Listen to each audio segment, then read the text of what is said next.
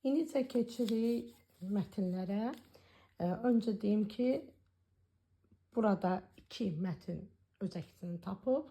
Təbii ki, bütün imtahanlarda da bu şəkildə olur. Birinci mətn bədii, ikinci isə publisistik üslubdadır. Birincisi anaya hədiyyə mətnidir və burada qeyd edeyim ki, əvvəlcə mətni oxumalısınız. Dərk edəndən sonra sualları cavablandırmalısınız. Bəzi uşaqlar olur ki, elə birbaşa suallardan başlayır. Amma suallardan başlayanda artıq məğzini itirir. Bilmir nəyi tapsın, nəyi axtarsın. Həm də nəzərə alar ki, rus bölmələri biraz bəzi sözləri başa düşmür. Ona görə təklif edirəm ki, bütün mətni oxusun və sonra işləməyə başlasın.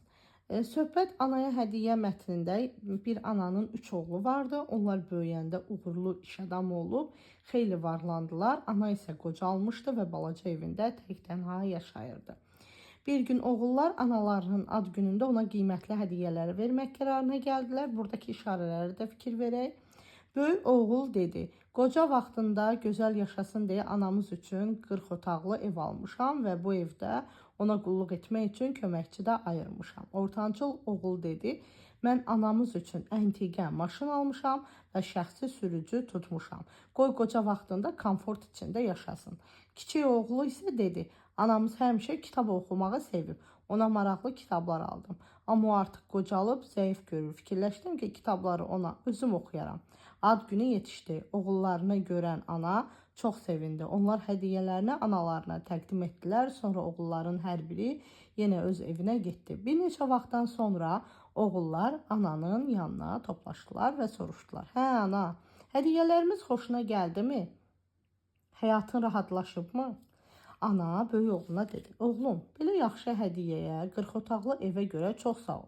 Amma o mənim nəyimə lazımdır? Mən onsuz da bir otaqdan istifadə edirəm. Sonra ortancıl oğluna dedi, oğlum, bu cür qəşəng maşına və sürücüyə görə çox sağ ol. Amma qoca vaxtımda haraya gedəcəyəm ki? Ayaqlarım tutulub, gözlərim isə zəif görür. Kiçik oğluna isə dedi, sən isə oğlum, anana nə lazım olduğunu çox əla düşündün. Sənin hər gün kitab oxumaq üçün mənim yanıma gəlməyin və birlikdə keçirdiyimiz dəqiqələr ömrümü uzadır. Kitablardan oxuduqlarını birlikdə müzakirə edir, bəzən isə keçmiş günlərə qaydırıq. Bu anlar mənim həyatımın ən xoşbəxt dəqiqələrindəndir. Baxırıq suala. Hər biri öz hədiyyəsini aldıqdan sonra bunu öz aralarında müzakirə etdilər. Deyir, bu cümləni hansı işarənin yerinə artırsaq, fikirlər arasında əlaqə pozulmaz. Biz baxırıq ki, necə tapırıq. Hədiyyəsini aldıqdan sonra bunu öz aralarında müzakirə etdilər. Deməli, biz müzakirənin absurdiyya. Bundan öncə müzakirələr bu idi. Böyük oğlu deyir, mən filan şey almışam, kiçik oğlu belə deyir. Bunlar müzakirə edir. Deməli, biz daha əvvələ qoymalıyıq ki, sonra bu cümlələr gəlməlidir. Baxın, burada elə ən birinci bu işarədir. Vermək qərarına, hədiyyələr vermək qərarına gəldilər. Sonra oxuyaq, hər biri öz hədiyyəsini aldıqdan sonra bunu öz aralarında müzakirə etdilər. Böyük oğlu dedi, artıq müzakirə başlayır. Bəli, cavab C-dir. 16-ya baxaq. Mətndəki ananın xarakteri ilə bağlı xüsusiyyətini müəyyən edin. Hər zaman öz hazırlaşdırdığım şagirdlərə də, istər liseyimizdə dərs dediyim şagirdlərə də tövsiyə edirəm ki, xarakteri öyrənin. Çünki, məsələn, uşaqlardan soruşanda ki, uşaqlar və ya da gənclər, yeniyetmələr, siz oxuduğunuz obrazı necə xarakterizə edə bilərsiniz? Mənə 2 söz deyirdilər, yaxşı və yaxud da pis. Yaxşı da, pis də ümumi anlayışdır. Mənə görə yaxşı olan ona görə pis ola bilər. Və yaxud da digərinə görə pis olan mənə görə bəlkə yaxşıdır. Ona görə də biz konkret xarakterdən danışacağıq. İndi baxaq.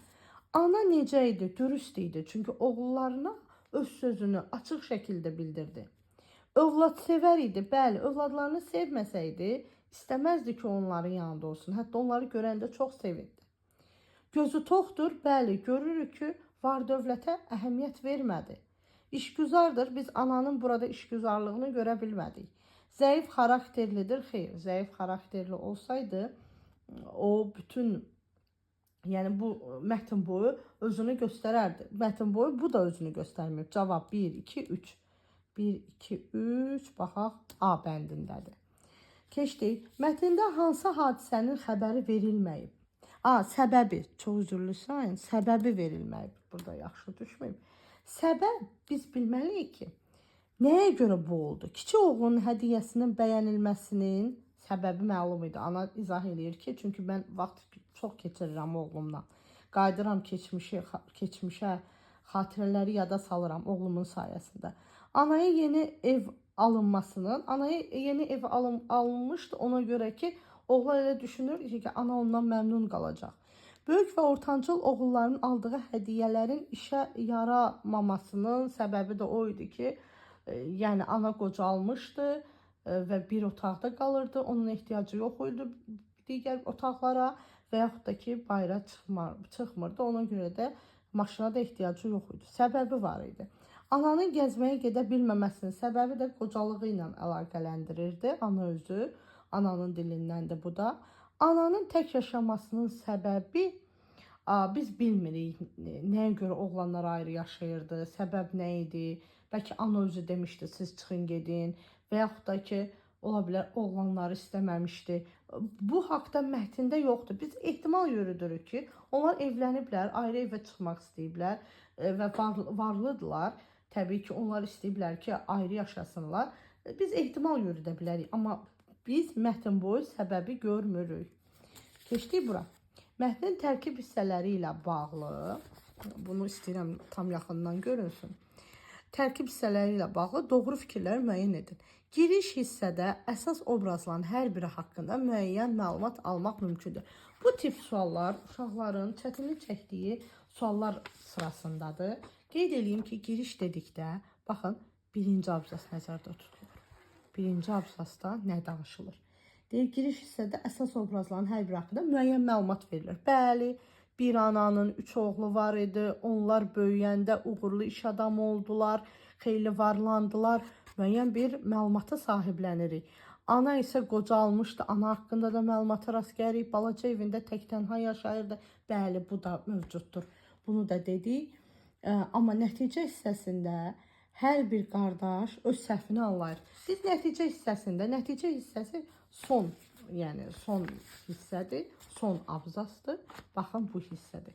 Nəticə hissəsində biz ananın, ana haqqında, yəni ananın dilindən verilən ibrətamiz fikirlərdir.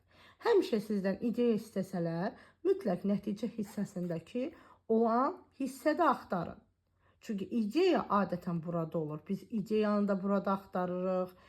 Sonra əgər bizdən soruşsalar ki, mətnin ideyası nədir? Mütləq buranı diqqətlə oxumalıyıq, nəticə hissəsi. Nəticə hissəsi son abzasdır. Dialoqu da nəzərə alaraq, heç vaxt dialoq, məsələn, bu cümlə ilə dialoq bir yerdə abzası əhatə edir. Əgər biz mətnşünaslıqda bu belədir.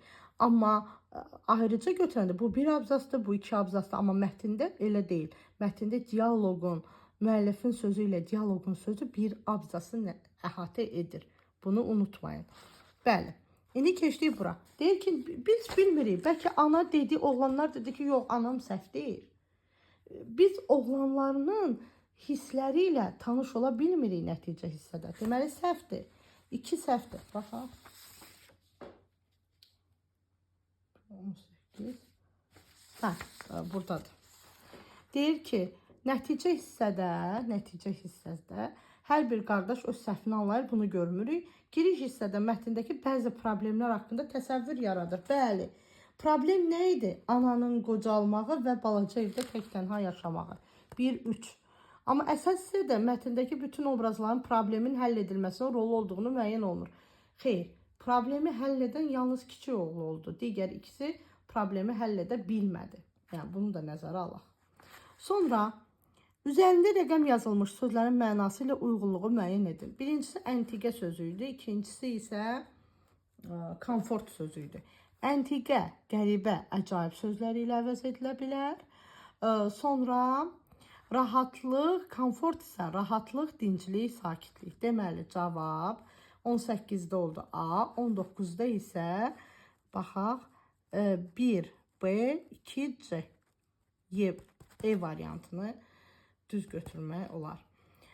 Mətndən çıxan fikri müəyyən edin. Mətndən çıxan fikir, baxaq, kiçik qardaş öz həssaslığı ilə böyük qardaşlardan fərqlənirdi. Bəli, bu doğrudur. E variantı doğrudur, amma digərlərinə baxaq. Kiçik qardaşın maddi vəziyyəti o biri qardaşların vəziyyətinə fərqlənirdi. Xeyr, burada belə bir şey yoxdur. Böyük və ortancıl qardaş ananı kifayət qədər sevmirdi. Xeyr, belə bir nəticəyə gələ bilmərik. Kiçik oğlu bahalı hədiyyə almağa xəsislik etmişdi. Xeyr, heç biri xəsislik etməmişdi. Sadəcə olaraq kiçik oğlu düşünmüşdü ki, anasına mənəvi böyük olan, mənəvi cəhətdən böyük olan hədiyyə lazımdır. O da onu düşünüb tapmışdı. Oğlanlar ananın yanına yalnız ad günlərində gəlirdilər. Yox, hətta orada deyir ki, bir neçə gündən sonra yenə gəldilər analarının yanına. Deməli, həmişə gəlmir. Digər sualımız isə 21-ci sualdır. Deməli, mətndəki problemlərdən biri deyil. Baxırıq. Ananın tək yaşaması problem idi. Və qocalıqla bağlı fiziki problemlərin yaranması da təbii ki, problem idi. Bəzi hədiyyələrin gərəksiz olması təbii ki, oğlanların əslində gərəksiz bilməyib ana üçün etdikləri ananın o an lazımsız bir şeye çevrildi. Çünkü ana qocaydı, heç ara gedə bilmirdi. Maşının ehtiyacını ödəmədi və ana bir otaqda otururdu, digər otaqlara getmirdi. Çox mərtəbəli, çox otaqlı bir evdə onun üçün gərəksiz oldu.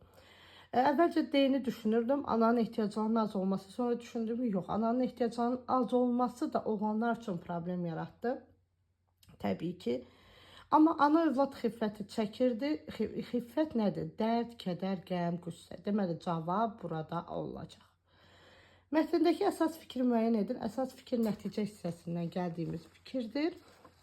Nədir? Ana üçün ən dəyərli hədiyyə mənəvi yükü çox olan bir hədiyyə idi. Daha çox öz oğlu ilə vaxt keçirməsi, kitablardan oxuduqlarını bir yerdə müzakirə etməyi ana üçün ən böyük bir hədiyyəyə çevrildi.